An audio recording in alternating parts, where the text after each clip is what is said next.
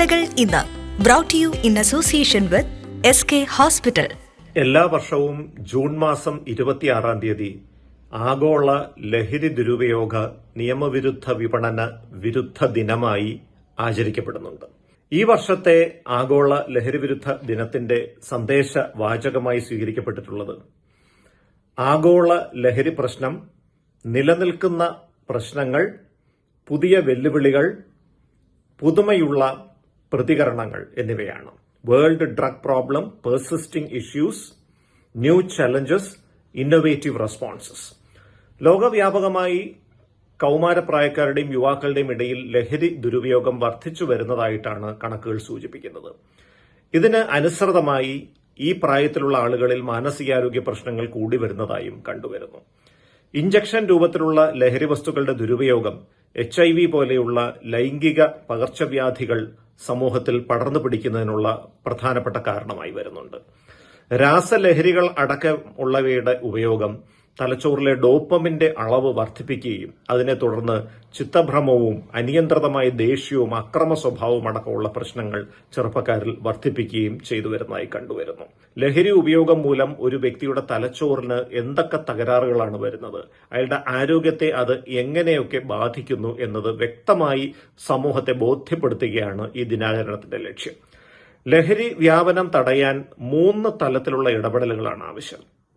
ഒന്ന്, supply reduction അഥവാ വിതരണ നിയന്ത്രണമാണ്. നിയമ സംവിധാനങ്ങൾ ഉപയോഗിച്ച് കർശനമായി ഈ വിപണന ശൃംഖലയെ തളയ്ക്കുകയാണ് ഇതിലൂടെ ഉദ്ദേശിക്കുന്നത്. രണ്ടാമത്തേത് ഡിമാൻഡ് റിഡക്ഷൻ അല്ലെങ്കിൽ ആവശ്യകതാ നിയന്ത്രണമാണ്. ബോധവൽക്കരണ പരിപാടികളിലൂടെയും ജീവിത നിപുണതാ വിദ്യാഭ്യാസത്തിലൂടെയും സ്കൂൾ കോളേജ് വിദ്യാർത്ഥികളുടെ ഇടയിലും ചെറുപ്പക്കാരുടെ ഇടയിലും ഈ ലഹരിയുടെ ദൂഷ്യഫലങ്ങൾ ബോധ്യപ്പെടുത്തി അവരെ ഇതിന്റെ ഉപയോഗത്തിൽ നിന്ന് പിന്തിരിപ്പിക്കുകയാണത്. മൂന്നാമത്തെ ഒരു തലം ഹാം റിഡക്ഷൻ അല്ലെങ്കിൽ ദൂഷ്യഫലങ്ങൾ ലഘൂകരിക്കുക എന്നുള്ളതാണ്. ഇഞ്ചക്ഷൻ രൂപത്തിലുള്ള മയക്കുമരുന്നുകൾ ഉപയോഗിക്കുന്ന വ്യക്തികൾക്ക് കൃത്യമായി ബുപ്രനോർഫിൻ പോലെയുള്ള സബ്ലിംഗ്വൽ ടാബ്ലറ്റുകളുടെ ചികിത്സ നൽകി അവരെ ഇതിൽ നിന്ന് പിന്തിരിപ്പിക്കുക.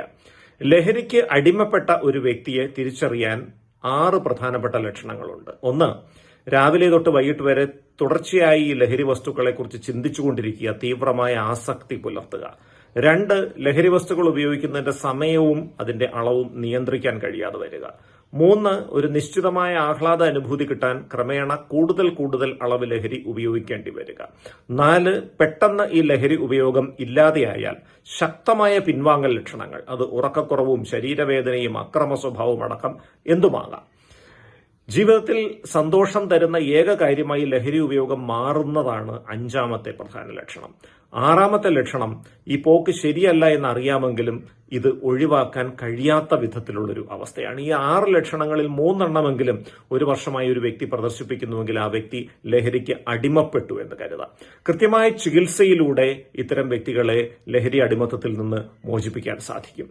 2 ഘട്ടമായിട്ടാണ് ലഹരി വിമോചന ചികിത്സ മുന്നോട്ട് പോകുന്നത്. ആദ്യ ഘട്ടം വിഷവിമോചന ചികിത്സ അഥവാ ഡീടോക്സിഫിക്കേഷൻ ട്രീറ്റ്മെന്റ് എന്ന് വിളിക്കുന്നു.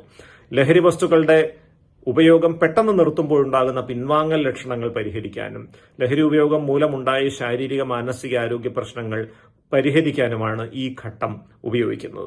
ഈ ലഹരി വിമോചനത്തിന്റെ ആദ്യഘട്ടം പൂർത്തിയായ വ്യക്തി വീണ്ടും ലഹരി സുലഭമായ ഒരു അന്തരീക്ഷത്തിലേക്ക് മടങ്ങിപ്പോയാൽ വീണ്ടും അദ്ദേഹം പുനഃപതനം അഥവാ റിലാപ്സ് എന്ന അവസ്ഥയിലേക്ക് എത്തിച്ചേരാം. അതായത് വീണ്ടും ലഹരി അടിമത്തത്തിലേക്ക് അദ്ദേഹം മടങ്ങിപ്പോകാം. ഇതിനെ തടയാനാണ് പുനഃപതന പ്രതിരോധ ചികിത്സ അഥവാ റിലാപ്സ് പ്രിവെൻഷൻ ട്രീറ്റ്മെന്റ് എന്ന 2ാമത്തെ ഘട്ടം.